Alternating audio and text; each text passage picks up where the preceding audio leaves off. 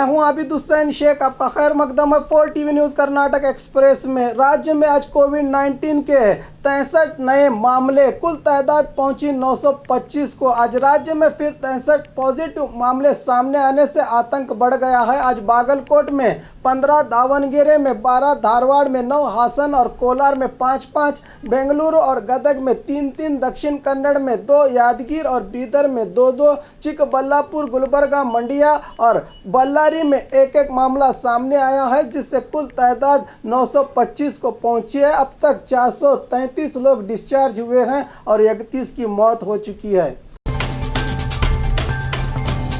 बेंगलुरु के केपीसीसी दफ्तर में प्रेस मीट का आयोजन करके मीडिया से बात करते हुए कांग्रेस विरोध पक्ष नायक सिद्धरामैया ने केंद्र और राज्य सरकार पर निशाना साधते हुए कहा कि कोविड-19 वायरस को रोकने में केंद्र और राज्य सरकारें नाकाम हुई हैं। जनवरी में जब केरल में पहली बार ये वायरस आया था तो विमान संचार बंद करते तो ये न फैलता। कोविड-19 तबलीगियों से नहीं फैला, ये सब बीजेपी की सियासत है। क्या इटली में तबलीगी जमात है? सवाल किया कि यहाँ कैसे फैला।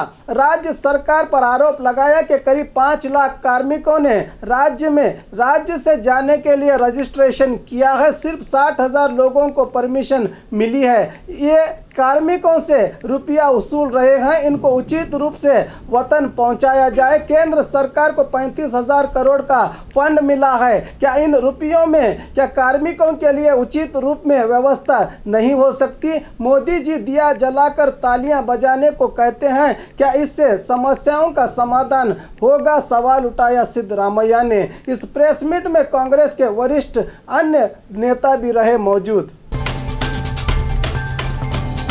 क्या मई 17 के बाद भी जारी रहेगा लॉकडाउन? कल पीएम मोदी और गृह मंत्री अमित शाह ने लॉकडाउन को लेकर राज्यों के सभी मुख्यमंत्रियों की सभा बुलाई थी। वीडियो कॉन्फ्रेंस द्वारा ये सभा करीब 6 घंटे तक चली। सभी राज्यों के मुख्यमंत्रियों ने अपनी अपनी राय दी। इस सभा में पीएम मोदी ने मई 17 के बाद भी लॉकडाउन बढ़ाने का इशारा दिया है। बताया जा रहा है कि कंटेनमेंट जोन को छोड़कर आर्थिक गतिविधियों के लिए लॉकडाउन में और भी रियायत दी जाएगी। राज्य से बाहर जाने और आने की अनुमति देने से कोविड-19 मामलों में तेजी आई है। हमारे सीएम येडियुरप्पा ने पीएम को बताया कि अब तक राज्य में कोविड-19 को लेकर किए गए कामों का ब्यौरा दिया। साथ ही सलाह दी कि मई खत्म होने तक विमान संचार को अनुमति ना दी जाए। रेड, ऑरेंज, ग्रीन जोन निकालकर सिर्फ कंटेनमेंट जोन रखा जाए। कंटेनमेंट जोन छोड़कर सभी जगह व्यापारिक गतिविधियों को बढ़ावा दिया जाए। बताया जा रहा है कि आज शाम 8 बजे पीएम मोदी देशवासियों से संबोधित होंगे। ग्रीन जोन यादगीर में भी लॉकडाउन और धारा 144 लागू, जिला अधिकारी का आदेश। वैसे तो अब तक यादगीर जिले में कोविड-19 का एक भी मामला सामने नहीं आया, मगर फिर भी यहां लॉकडाउन कड़ा किया गया था। इसका कारण है कि महाराष्ट्र सहित दूसरे राज्यों से लोग जिले में आ रहे हैं, जिससे कोविड-19 का खतरा बढ़ गया है। इसी को देखते हुए जिला अधिकारी ने जिले में सेक्शन 144 लागू किया। सिर्फ जरूरी सेवाओं को छोड़कर बाकी सब दुकानें वगैरह बंद की गई हैं। अब खबर आई है कि यहां भी 2 व्यक्तियों की जांच रिपोर्ट पॉजिटिव आई है।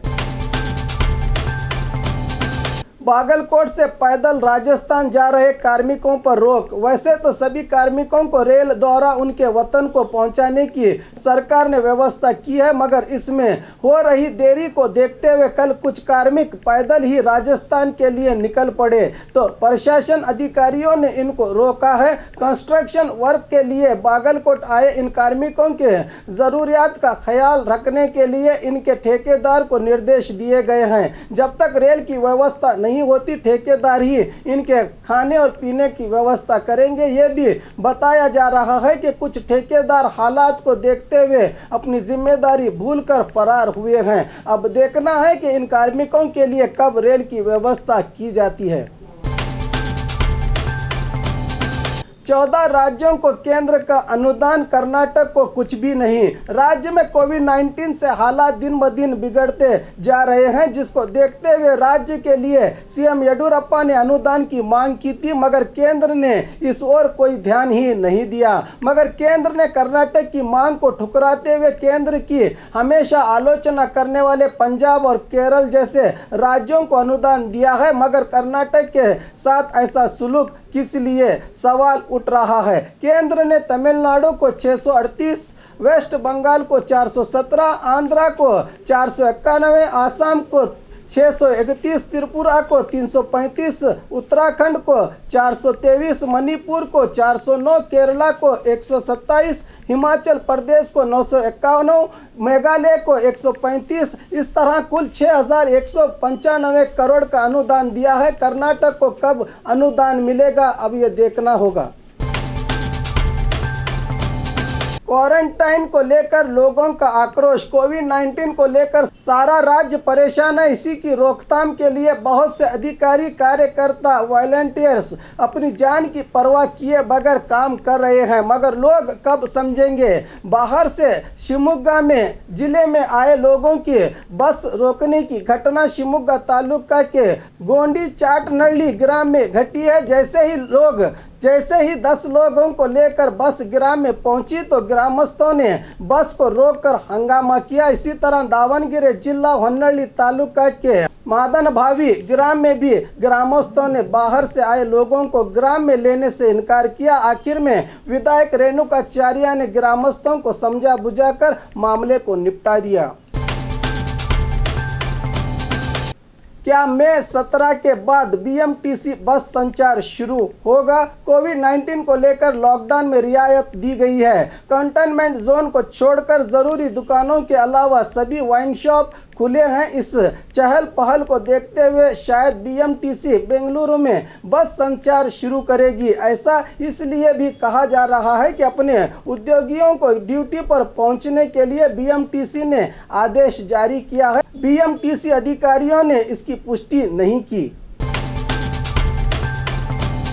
पेंशन के लिए सरकार से गुहार। 35 साल के बेलौस सरकारी सेवा के बाद रिटायर्ड होने के करीब 10 महीने के बाद भी अगर पेंशन ना मिले तो उम्र के इस आखिरी पड़ाव में हालात क्या हो सकते हैं, अंदाज़ा लगाया जा सकता है। ये दास्तां है रायचूर के बीईओ ऑफिस में सेवा करके रिटायर्ड हुए अधिकारी जय तीरथ आचार्य की। ये जून 30, 2019 को ही रिटायर्ड हुए हैं, मगर अब तक इनकी पेंशन जारी नहीं हुई। गुजारा और बीमारी के इलाज के लिए रुपयों की सख्त ज़रूरत है। बताया जा रहा है कि बीईओ दफ्तर वालों ने ही इनकी सेवा के दस्तावेज अब तक संबंधित विभाग को नहीं भेजे।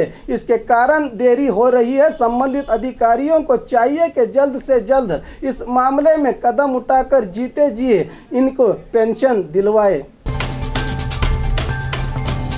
अस्पताल में दाखिल व्यक्ति की मौत, कोविड-19 की शंका। खांसी, बुखार, बीपी, शुगर के परेशान बीदर जिला बसवा कल्याण तालुका राजेश्वर ग्राम के 48 साल लॉरी चालक की कल रात अस्पताल में मौत हो जाने की घटना घटी है। पहले तकलीफ के कारण मई 7 को राजेश्वर ग्राम के आरोग्य केंद्र में भर्ती किया गया था। वायरस की शंका जताते हुए डॉक्टर ने इन्हें बीदर के सरकारी अस्पताल भेजा था।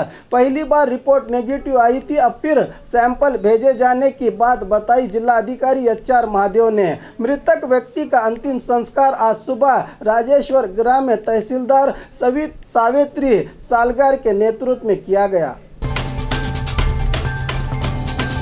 मुंबई से गुलबर्गा पहुंचे कार्मिक अपनी रोजी रोटी के लिए गुलबर्गा जिले से महाराष्ट्र के मुंबई गए करीब 1200 कार्मिक कल रात 2:30 बजे के करीब विशेष रेल द्वारा गुलबर्गा पहुंचे। पहुंचते ही इन लोगों का स्क्रीनिंग करके हाथ पर सील डाला गया। नाश्ता करवाने के बाद बसेस के जरिए इन लोगों को इनके ग्रामों को भेज दिया गया। अब ग्राम में 14 दिनों के लिए इनको क्वारंटाइन में रखा जाएगा।